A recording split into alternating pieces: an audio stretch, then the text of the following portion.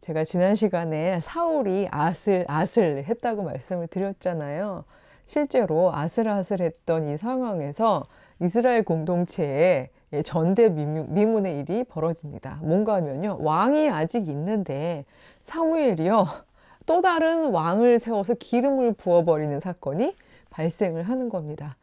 하늘 아래 왕이 둘일 수가 없죠. 그러니까 사실은 이 왕권이라는 것은 굉장히 배타적인 것이라서 왕자들끼리도 왕자의 난 막 이래가지고 사실 같은 피를 나눈 형제들끼리도 이게 피 터지게 싸우는 게 왕의 자리인데, 전혀 다른 혈통의 사람에게 왕의 기름 부음을 사무엘이, 그것도 같은, 그쵸? 소사사 역할을 했던 사무엘이 다른 사람을 왕으로 그 기름 붓는 사건이 생겨나는 거잖아요. 그 말인즉슨 사울이 여호와의 법도 안에 있는 왕의 임무를 잘 수행하지 못했다는 걸 의미하죠. 그 증거가 되는 게 16장에 나옵니다. 사무엘상 16장에 보면 이렇게 시작을 해요. 여호와께서 사무엘에게 이르시되 내가 이미 사울을 버려 이스라엘 왕이 되지 못하게 하였거늘, 이렇게 되어 있어요. 그러니까 이미 버렸다는 거예요. 사무엘아, 너 슬퍼할 거 없어. 너 걔가 너 말 안 듣는다고 지금 되게 슬프지? 왜냐하면 이제 사실 안 들은 사건을 제가 안 언급했습니다만 몇 개 있었거든요. 사실은 이제 해석하시는 분들 중에는 사무엘 말을 안 들은 것 때문에 사울이 왕 위에서 버려졌다고 해석을 많이들 주류로 합니다만, 여기서 더 큰 원칙은 여호와의 법도거든요. 어떤 세세한 어떤 그 작은 매뉴얼보다는.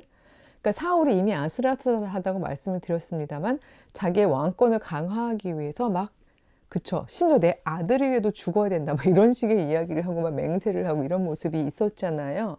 근데 급기야 이 사울이 자신의 왕권을 지키기 위해서, 예전에는 자기를 반대한 사람들을 살렸던 그 사울이 정말 무해한 사람을 해하려 하고 그리고 자기의 왕권을 위협한 사람들을 죽이려 하는 모습을 보이게 됩니다. 바로 이런 모습들을 이미 보아오신 여호와께서는 사무엘에게 말씀하시는 거죠. 사울 안 되겠다. 나 걔 버렸다. 그러니 다른 사람을 나의 그 어떤 왕으로 삼으려 하니 기름을 부어라. 그래서 16장에 나오는 사람이 베들레헴 사람 이새의 막내 아들, 그쵸? 다윗이 이제 기름 부음을 받게 되는 장면이 16장 초반에 나오는데 사뭇 비교가 됩니다. 왜냐하면 우리 사울 그 뽑을 때 보면 그 묘사가 용모 준수하고 머리 막 크고, 이렇게 머리가 큰 게 이게 몰라요. 눈에 띄게 보이는 훈남이었잖아요. 여긴 그런 게 없어요. 오히려 막내 아들이고요. 제일 작은 어린이고요. 그리고 심지어 아예 콕 집어서 7절에 이렇게 되어 있어요. 여호와께서 사무엘에게 이르시되 그의 용모와 키를 보지 말라. 내가 이미 사울을 버렸다. 내가 보는 것은 사람하고 같지 않다. 사람은 외모를 보지만 나 여호와는 중심을 본다. 이렇게 얘기를 하셨어요. 나 이제 마음의 중심을 볼래. 물론 그렇다고 다윗이 못생겼다는 건 아니에요. 뭐 반드시 그것이 증거는 아니지만 많은 조각상 중에 다비드상 뭐 이런 거 보면, 그쵸? 여기 물론 묘사되어 있는 것도 미소년이고요. 그렇지만 중요한 건 외모보다 그 마음의 중심이다 라고 예수님이래요. 여호와께서 말씀을 하시면서, 이번에는 그 이세 가문의 막내 아들이다, 어린아이이다. 하지만 그의 신앙 열심을 내가 보아서 그를 왕으로 삼겠다 하는 이야기가 나오는데, 그러면서 16장 13절에 보면 사무엘이 기름 뿔병을 가져와서 바로 그 형제 중에서 제일 막내인 다윗에게 부었더니, 그 다음이 굉장히 재밌어요. 다윗이 여호와의 영에게 크게 감동되니라. 제가 말씀드렸죠. 기름 붓는 거 옛날에 사사들은 굳이 기름 붓는 행위 안 했다고 그랬잖아요. 그러니까 이걸 있는 그대로 받아들이더라도 여호와께 선택하시고 제사장의 역할을 했던 사무엘이 기름을 부을 때 여호와의 영이 그에게 이렇게 감동이 되었다 라고 액면 그대로 저희가 받아도 문제는 없을 것 같습니다. 다만 이 기름 부음이 이렇게 여호와의 영이 임하는 것을 의미한다는 상징성이 여기 확실하게 잘 나와 있는 거죠. 이게 13절인데 14절은 뭐로 시작하는 줄 아세요? 여호와의 영이 사울에게서 떠나고, 이렇게 되어 있어요. 신기하죠? 즉 여호와의 영이 다윗에게 임하고, 그 다음 절은 사울에게서 떠나고, 그럼 여호와의 영은 한 번에 한 사람에게만 임하시나요? 이런 질문이 들만 하잖아요. 근데 사실 우리는 알고 있죠. 이미 예수님 이후에 우리는 성령은 우리 모두에게 다 임하실 수 있는 하나님의 영이라는 걸 알 수 있잖아요. 반드시 한 사람에게만 임하는 영은 아니거든요. 그러니까 1인에게만 이렇게 임하는 게 아니고, 어떻게 말하면 요즘으로 치면 우리 모두가 다 공유할 수 있는 하나님의 영인데, 이때는 왜 다윗에게 임하니까 사울에게서 떠났지? 이건 하나 독점하기 위해서 떠난 게 아니라 이미 사실은 그 전제가 앞에 있는 거죠. 사울에게서 사실은 이미 사울을 버리신 여호와 영이 떠나 있는 것을 저는 이렇게 강조했다고 봐요. 어떤 게 먼저고 어떤 게 후냐의 문제가 아니라 사울은 여호와 영 안에 있지 않기 때문에 앞으로 보여주는 행태가 점점 엉망입니다. 사실 여호와의 영이 그와 함께 하는지 아닌지를 다른 사람이 알 수 있는 방법은 하나예요. 그가 살리는 선택을 하는지, 그쵸? 두려워하지 않으면서 사람들을 품는지, 아니면 자기 자리를 지키기 위해서 자꾸 죽이려고 하는지, 행동을 보면 그가 여호와와 함께 있는지 아닌지를 알 수 있는 거거든요. 아, 사울은 필시 여호와의 영이 떠난 자구나 라고 알 수 있는 이유가요, 그가 하는 일들을 보면 그래요. 이 사람이 일단 되게 악령에 시달려 하고요, 막 힘들어 했어요. 그래서 이어지는 거 보면 그를 음악으로 위로할 사람을 찾았는데 그게 하필 이새의 아들 다윗인 거예요. 그 다윗의 음악을 들으면서 위로를 받거든요. 그리고 얼마나 다윗을 사랑했으면 여기 그 21절에 보면 그를 크게 사랑하여 자기의 무기를 드는 자로 삼고 이렇게 되어 있어요. 제가 지난 시간에 무기 드는 자로 삼는다는 건 굉장한 신뢰를 의미한다고 말씀드렸죠. 예, 다윗이 노래만 부르면 사울이 괴로움이 사라지는 거예요. 너무 사랑한 거죠. 근데 무기 드는 자로 삼을 만큼 사랑했어요. 그리고 다윗은 무럭무럭 성장을 했고, 또 어느덧 다 아시는 뭐 골리앗과의 싸움을 비롯하여 블레셋과의 싸움에서 굉장히 큰 승전을 그러니까 많이 이루고 했었죠. 그래서 다윗은 점점 인기가 생겼는데요. 다윗의 인기가 어느 정도였냐 하면요, 18장 꽤 넘어가죠. 18장으로 넘어가면 7절에 그 이제 막 승리해가지고 막 오고 있는데요. 7절에 보면 여인들이 뛰놀며 노래하여 이르되, 이스라엘 여인들은 이제 이게 전통인 것 같죠? 미리암도 속옷치고 뛰놀고, 그쵸? 즐거운 노래든 슬픈 노래든 이제 뛰노는 게 이 여인들의 그 일종의 문화적 풍속인 것 같은데, 뭐라고 노래를 했냐면 사울이 죽인 자는 천천히요 다윗은 만만히로다 하고 노래를 했어요. 그러니까 적을 이겼던 게, 만약에 사울이 천천을 죽이는 대승을 이루었다면 다윗은 만만이다. 그러니까 이렇게 비교하는 노래를 부르면 안 되는데, 그러니까 다윗이 훨씬 대승을 이룬 큰 사람이다라는 노래를 자꾸 부르게 된 거죠. 근데 이런 노래를 부르더라도 여호와 영 안에 있었다면 사울을 사실 두려워할 거 없어요. 왜요? 나는 나만의 쓰임이 있고 다윗은 다윗의 쓰임이 있겠지 생각하면 되는데, 12절에 보면은요, 이런 표현이 나와요. 여호와께서 사울을 떠나 다윗과 함께 계심으로 사울이 그를 두려워한지라. 이걸 전 거꾸로 읽고 싶습니다. 왜 사울은 다윗을 두려워했을까? 그것은 그가 여호와의 영 안에 있지 않기 때문이다. 사울이 정말 정직하고 성실하고 신앙심이 깊었는데 여호와께서 독재적으로 폭력적으로 그걸 떠나버리신 게 아니죠. 여호와의 영과 함께한 사울의 인간적 선택들이 여호와의 법도 안에 있는, 여호와께서 정말 그 영이 기뻐하시는 선택을 계속했다면 여호와 영이 왜 떠나셨겠어요? 전 이걸 오히려 뒤집어 읽기를 원합니다. 그래서 사울이 질투하지 않고 다윗의 승전을 기뻐하고 그를 축복했다면 저는 여호와의 영은 사울을 떠나지 않았을 거라고 생각합니다. 이 이야기를 하는 이유는요, 이 성경에 보면요, 여호와의 영이 요나단과 함께 하심에 라고 콕 집어서 되어 있지는 않은데, 요나단은 계속해서 여호와의 영과 함께 하고 있는 자의 모습을 보여주고 있기 때문입니다. 솔직히 말하면 이렇게 다윗이 막 승승장구하고 있는 걸 보면서 사울이 더 두려울까요? 요나단이 더 두려울까요? 저 같으면 요나단이 더 두려울 것 같아요. 왜냐하면 일단 사울은 나이로 보면 아버지 뻘이잖아요. 그러니까 요나단하고 다윗이 지금 동렬이란 말이에요. 둘이 되게 친한 친구예요. 근데 나는 왕자예요. 쟤는 우리 아빠 무기 드는 자예요. 뭐 어쨌든 신하예요. 그쵸? 근데 제 인기가 막 쫙쫙 올라가요. 잘못하면 우리 아빠가 나한테 물려줄 왕권을 제가 가져갈 수도 있는 거잖아요. 그렇죠? 아직 이스라엘은 군주제가 확립이 안 된 상황인데 만약에 나한테 기생하면 내가 최초로 아버지의 왕권을 이어받는 사람이 되는 건데, 근데 만약에 이게 갑자기 우리가 몰락하고 제가 치고 올라오면 그러면 제가 왕이 되는 거잖아. 그럼 난 뭐야? 이런 식으로 생각한다면 오히려 요나단 입장에서는 다윗을 제거하는 게 맞죠. 가뜩이나 아빠가 다윗을 사랑해도 이간질을 시켜야 될 마당에 아빠가 지금 다윗을 질투하고 있어요. 시도 때도 없이 죽이려고 그래요. 막 그 뒤에 보면 막 갑자기 다윗이 노래 부르고 있는데 막 창 던지고 막 이러거든요. 예. 그러니까 이미 아빠가 다윗을 제거하려고 그래요. 그럼 여러분이 요나단이라면 어떤 선택을 하실까요? 누굴 도와야 될까요? 그 말이죠. 인간적으로 아빠를 도와야 되는 게 맞죠. 근데 요나단은 다윗을 돕습니다.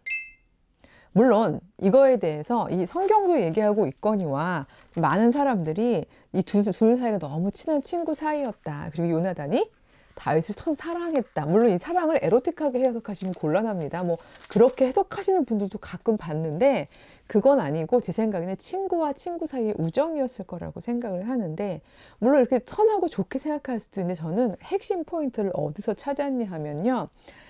사무엘상 20장 13절에서 찾았어요. 13절 뒷부분을 보면 뭐라고 되어 있냐면요. 아버지가 그 자기의 친구 다윗을 죽이려는 음모를 알고 미리 다윗에게 주의를 주면서 도망을 시키면서 뭐라고 얘기를 하냐 하면요. 여호와께서 내 아버지와 함께 하신 것 같이 너와 함께 하기를 원하노니, 이런 말을 해요. 저는 이건 굉장히 커다란 신앙적인 언사라고 생각을 합니다. 우리 아버지의 젊은 시절에, 아버지가 신앙적으로 훌륭하던 그 시절에 여호와께서 우리 아버지와 함께 하셨기 때문에 그 큰 구원을 이루었다는 것을 나는 안다, 믿는다. 그렇죠? 그리고 사실 자기 역시 그 어린 왕자 시절 때에 그렇게 둘이 단둘이 가가지고 구원을 이루었던 경험도 있었잖아요. 여호와께서 함께 하시면 이런 큰 구원이 이루어진다는 걸 난 안다. 그런데 자기가 여러 가지 판도를 볼 때 그저 자기 아버지에게는 이미 영이 떠난 것 같죠. 이미 지금으로서는. 그리고 다윗의 행보를 보니까 여호와께서 그를 크게 쓰시고 계시는 것 같고, 마치 예전의 대사사처럼 이스라엘을 구원할 자로 크게 쓰시는 것 같이 보이는 거예요. 축복하는 거예요. 내가 아버지의 손에서 너를 구해줄 테니 너는 그 여호와의 영과 함께하면서 이스라엘을 구원하는 큰 사람이 되기를 원한다 라고 축복해 주는 거. 이거 쉽지 않죠. 이거 보통 대인배가 할 수 있는 게 아니에요. 인격적인 대인배도 할 수 있고요. 두 번째, 대인배 아니어도 여호와의 영 안에 있는 사람이면 할 수 있는 거죠. 저는 그 요나단, 이 성경에서 보면요, 저는 요나단과, 제가 조금 있다가 이제 다윗이 왕 된 다음에 한번 또 실수하잖아요. 그때도 이제 한 사람을 제가 소환할 텐데, 정말 그 역사 안에서 주인공급으로 올라가지 못했지만 너무나 큰 여호와 신앙을 가지고 있던, 그래서 단단한 결정을 했던 사람들을 불러오고 싶은데, 요나단은 이만큼 저는 훌륭한 결정을 했던 사람이라고 생각해요. 물론 그 뒤를 읽어보면 이 사람은 되게 현실적인 사람이었을 수도 있어요. 14절에 이어지는 걸 보면요. 너는 내가 사는 날 동안 여호와의 인자하심을 나한테 베풀어서 나를 죽이지 말고, 더불어서 내 집 사람들을 영원히 끊어버리지는 않았으면 좋겠구나. 그러니 그것만큼은 좀 맹세를 해다오. 이런 이야기를 하거든요. 근데 요거를 현실적으로 이렇게 파악하시는 분은 요나단이 머리가 좋고 세상 파악을 해서 이거 딱 보니까 판도가 그쵸? 자기네 집안이 아니라 다윗에게로 갈 것 같고, 어차피 정적의 싸움 속에서 자기가 아버지한테 붙는다고 이게 우리가 이길 수 있는 상황은 아닌 것 같은데, 이때에 우리 집안도 살리고 말하자면 그쵸? 예, 그리고 이스라엘도 살리는 방법이 무엇이 있을까? 이게 실리주의적으로 생각해서 다윗을 도우면서 그를 어떻게 왕이 될 수 있는 가능성을 열어주고, 한편 그에게 맹세를 받으면서 우리 집안은 좀 끊지 말아라. 왜 그런 거 있잖아요. 다 멸절해버리고 왕족을 막 다 멸하잖아요. 그거 안 한다고 약속해줘라. 이렇게 딜을 한 게 아닌가? 라고 해석하시는 분들도 있어요. 14절 보면 그런 것 같기도 해요. 그리고 사실 우리는 알 수 없는 거죠. 왜냐면 우리가 요나단 마음속에 쏙 들어갔다 나온 건 아니잖아요. 그러니까 요나단이 정말로 무슨 마음에서 그랬는지 모르지만, 이런 요나단의 행동을 보고서 17절에 보면 이걸 기록하는 기록자는 이는 자기 생명을 사랑함 같이 요나단이 다윗을 사랑함이었더라 라고 해석하고 있거든요. 예. 그렇게 보면 또 이건 해석자는 또 다른 얘기를 하고 있는 거죠. 정말 나를 사랑하는 그만큼 다윗을 사랑해서 이런 일을 했다라고 해석을 한 건데, 이거 익숙하지 않으세요? 누구든지 친구를, 그쵸? 자기처럼 생각하는 그 사랑, 그게 참 큰 사랑이고, 그 친구를 위해 목숨을 버리면 그것보다 더 큰 사랑은 없다. 요한복음에서 예수님이 하신 말씀이거든요. 그걸로 치자면 요나단은 정말 다윗을 진정으로 하나님 안에서 사랑했던 정말 큰 인물, 신앙의 인물이라고 볼 수 있죠. 실용이었던, 신앙이었던, 중요한 건 다윗을 살리는 선택을 했고, 이스라엘 공동체에서 소위 말하는 다윗 왕가, 다윗 계보라는 일을 일어나게 하는데, 예, 일종의 굉장히 그 큰 일을 한 사람이 하필 사울의 아들인 요나단이었던 건 맞아요. 그래서 요나단 때문에 다윗을 결국 죽이지 못하고 다시 도망갔거든요. 얼마나 화가 났냐면 아버지가 아들을 저주하는데요. 30절에 보면은 사울이 요나단한테 화를 내면 뭐라고 얘기했냐면요. 이 패역무도한 계집의 소생아. 여기서 갑자기 엄마는 계집 됐어요. 예, 저 화가 나요. 네가 이새의 아들을 택한 것이냐? 너의 수치와 내 어미의 벌거벗은 수치가 됨을 어찌 알지 못하느냐? 막 이러면서 화를 막 내요. 그쵸? 지금 네가 무슨 짓을 한 거니? 넌 알아? 막 이러고 이제 아버지가 막 화를 내는 거죠. 뭐 좀 말들이 너무 험악하긴 하지만 이 아빠 입장에서는 당연히 화가 날 만도 하죠. 근데 저는 이 요나단의 엔딩이 너무 그럼에도 불구하고 멋졌다고 표현해야 될까요? 요나단에겐 최선이었을 것 같아요. 자기 집안도 살리고 이스라엘도 살리는. 이 사람이 저는 아주 실리적인 사람이었다면 자기도 사는 선택을 했을 거 아니에요. 그럼 아빠는 버리더라도 야 다윗아 나는 살려줘 이럴 수 있었는데, 이 사무엘 상의 제일 마지막 장, 즉 사울의 마지막 전투에 대한 이야기가 나오거든요. 31장인데요. 31장에 보면 사울이 마지막 전투에 나가서 패하고 그 전장에서 죽게 되는데요. 그 죽는 장면을 6절에 보면 이렇게 나와 있어요. 사울과 그의 세 아들과 무기를 든 자 그 모든 사람이 다 그날에 함께 죽었더라. 즉 자기의 가족, 일가, 친척은 다 살려달라고 약속을 받고, 요나단은 지금 누구랑 마지막 전투를 나간 거죠? 아버지와. 아버지가 패할 걸 알고 아버지가 죽는 그 자리에조차 그럼에도 불구하고 전 이 요나단은 아버지를 향한 연민도 가지고 있었다고 생각해요. 전 정말 멋진 아들이고 멋진 친구이고 멋진 이스라엘인이라고 얘기해야 될까요? 그래서 저는 이 요나단이 이렇게 할 수 있었던 것은 그 인격적인 멋짐도 있었겠지만 그가 신앙의 사람이었겠구나. 그가 여호와의 영과 함께 했겠구나. 그렇기 때문에 약자 편에 서고, 그렇죠? 약자를 위한 선택을 하고 자기 입장에서 가장 최선으로 많은 사람을 살리는 선택을 하고 자기는 그렇게 여호와께로 돌아갔구나. 이런 생각이 들더라고요. 점점 세상이 악하죠. 예, 정말 이제 새해가 되었음에도 불구하고 21년 어떤 일이 벌어질까 생각할 때 막 저희가 마음이 설레기보다는 두려움이 사실 더 큰 것이 사실입니다. 하지만 적어도 이렇게 우리가 처한 순간에 최선을 다해서 살릴 수 있는 사람들은 살리는 선택, 그것을 할 수 있는 사람은 여호와의 영 안에 있는 사람이 아닐까, 이런 묵상을 하면서 저희도 그런 선택을 하는 신앙의 사람이 되었으면 좋겠다라는 말로 오늘의 이야기를 마치려고 합니다. 다음 시간에 만나 뵐게요. 안녕.